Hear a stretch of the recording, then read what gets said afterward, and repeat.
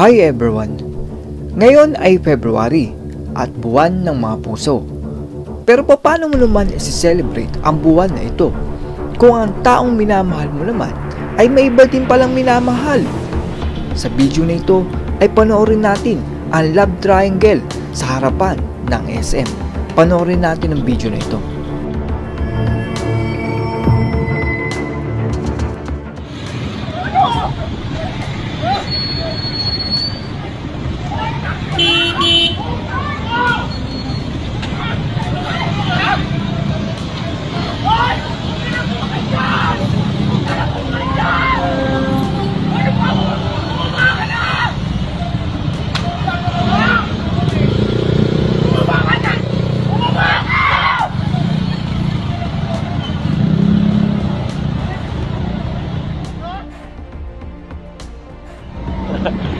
Masaga na mo.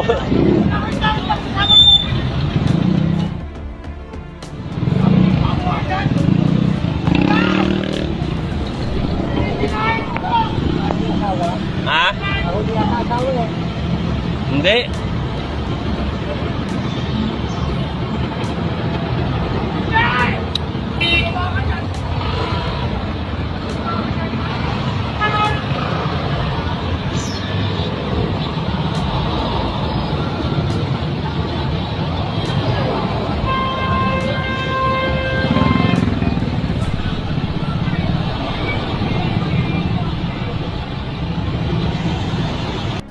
Nakita natin yung video kung saan nagkaroon ng sakitan sa pagitan ng dalawang lalaki. Ang tingin ko dito, yung nakakotse na nakasedan ay dating karelasyon ng babae. Nakipaghiwalay ang babae pero hindi matanggap ng lalaki na wala na sila. Ito namang babae ay nakahanap agad ng kanyang mamahalin at madaling nakamove on sa hiwalayan dun sa nakasanto na lalaki. Tingin ko dito, kailangan ng mag-move on ng lalaki.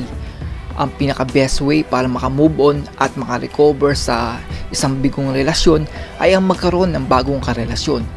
Ang bagong karelasyon ay isang mabisang gamot sa isang matinding kalungkutan at pinagdadaanan ng taong broken-hearted. Dapat ay magbigay ka ng 3 months para makarecover ka at matanggap na wala na kayo ng dati mong karelasyon. Pero may lalaki kasi na obsessed sa mga babae na tipong kahit nahiwalay na sila at meron ng iba yung babae ay pakiramdam nila na sila pa din. Lalo na kung matindi ang saya at alaala na naiiwan sa kanilang dalawa ng babae. Isa itong kalungkutan na ang katumbas ay para kang nawala ng mahal sa buhay. Napakahirap huminga at napakahirap matulog lalo na kapag naaalala nyo yung masasayang sandali nung magkasama pa kayo. Diyan lumalabas ang tinatawag nating pagsiselos. Kaya doon sa nakita natin na sakitan ng dalawang lalaki ay yun ang isang patunay na kung gaano kasakit ang pinagdadaanan ng lalaki na nalunod sa selos. Pero kung titingnan nyo ay bakit pinagpalit ng babae yung nakasando na lalaki sa nakakotse? Ibig sabihin lang noon ay hindi na mahal ng babae ang lalaki na nakasando. Ang masasabi ko sa lalaki na nakasando ay alam ko na masakit ang mawala ng minamahal. Yung bang siya lang ang kaligayahan mo at tanging nagiging dahilan kaya ka gumigising sa umaga. Pero hindi ka na niya mahal at baliwala kung ipagpipilitan mo ang pagmamahal mo sa kanya. Lalo na kung ikaw na lang ang nagmamahal sa inyong dalawa ay parehas lang kayong hindi magiging masaya. Doon sa lalaki ay nagmamahal ka doon sa babae. Pero darating ang araw na dahil ikaw lang nagmamahal sa inyong dalawa ay mapapagod ka. At kapag dumating ang oras na may makasalubong kang babae na magmamahal sa iyo ng totoo, ay sigurado na iiwan mo ang babaeng walang pagmamahal sa iyo. Hindi din naman natin masisisi yung lalaki kung nasaktan niya yung naka-Everest na lalaki. Sobrang nakakabaliw kasi ang pakiramdam ng selos. Yung tipong nakakalimutan mo na mabuti kang tao at ang tanging laman lang ng puso mo ay galit dahil hindi mo inaakala na ang babaeng mahal mo ay nagawa yun sa'yo. Madali lang naman sabihin ang salita na move on. Pero kapag ikaw ang napunta sa ganyang sitwasyon ay sobrang hirap talaga ng pakiramdam. Ang pagmamahal kasi ay hindi naman tulad ng cellphone na pag nasira ay bibili lang ako ng bago at okay na ulit. Sa isang relasyon kasi mayroong tinatawag na emotional investment. Yan yung kapag inilaan mo ang oras mo at panahon mo sa babaeng pinakamamahal mo ay nagiging parte siya ng katawan at kaluluwa mo. To the point na kapag nagbakasyon lang yung karelasyon mo ng ilang araw at hindi siya tumatawag sa iyo, ay parang naiisip mo na parang may kulang sa araw na ito. Yung bang parang sobrang lungkot na hindi ka makahinga at lalabas ka ng bahay mo na kahit ang lawak-lawak na nakikita mo ay ang liit pa rin ng mundong ginagalawan mo. Madaling sabihin na huwag kang magmahal ng sobra-sobra at magtira ka para sa sarili mo. Pero the moment na ma-inlove ka sa isang tao ay hindi mo kayang pigilan ang mararamdaman mo. Hindi mo kayang sabihin sa isip mo at puso mo na 50% lang ang mararamdaman ko dahil baka mamaya hindi naman pala siya seryoso sa akin. Kapag nahulog na ang loob mo sa isang tao ay hindi mo mapipigilan ang mararamdaman mo. Para itong addiction na kahit pigilan mo ay hindi mo ito kayang kontrolin.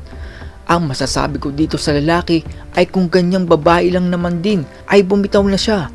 Ibig sabihin lang yan na wala siyang pagmamahal sa'yo. Yung loyalty at trust ay sobrang sinira na ng babae at kung nagawa niya yan sa'yo ngayon ay gagawin at gagawin ulit niya yan sa'yo pag nagkaroon siya ng pagkakataon. Yan ang mga ganyang klase ng babae na hindi na dapat pinagkakatiwalaan. Alam ko na mahirap sa pakiramdam kahit madali lang nasabihin na mag-move on ka na. Pero kung hindi tayo gusto ng taong minamahal natin at ang isusukli lang sa ating pagmamahal ay kataksilan, ay dapat bumitaw na tayo. Hindi na healthy yun dahil yung tiwala at pagdududa ay palagi na yung maglalaro sa iyong isipan. Hindi naman lahat, pero may mga babae kasi na sa halip na tulungan tayo mag-grow para mag-improve tayo ay ang ginagawa nila ay naghihintay ng makikita na taong karapat-dapat para sa kanila. Doon sa babae sa video ay dapat ang ginawa niya. Kung sakaling may hindi gusto ang babae doon sa lalaki ay dapat sinabi niya doon sa lalaki para mag-improve yung lalaki. Kung hindi na po talaga mahal nung babae yung lalaki na nakasando ay dapat nung una pa lang ay sinabi na niya. Ang ginawa kasi ng babae ay sinagot niya yung lalaki kahit hindi niya mahal. At nung nakakita ang babae ng mas mataas kaysa dun sa lalaking nakasando, ay agad-agad niyang pinalitan ang lalaking nakasando ng naka-Everest. Sana kung nakita ng babae na may hindi tama dun sa nakasando na lalaki, ay tinulungan ng babae kung paano siya mag-i-improve. At kung nagawa na ng babae ang lahat at ayaw nung lalaki na mag-improve ng kanyang sarili, ay sa kanya sabihin na maghiwalay na sila dahil wala nang patutunguhan ang kanilang relasyon. Ipaliwanag dapat ng babae na kaya niya hinihiwalayan ang lalaking nakasando ay dahil wala ng growth na naghihintay sa kanilang dalawa. At pagkatapos nun, saka humanap ng iba yung babae kapag alam na niya na natanggap na ng lalaki ang paghihiwalay nila. That's all everyone. Salamat sa inyong panonood. This is Chuck and you're watching Biker Drone.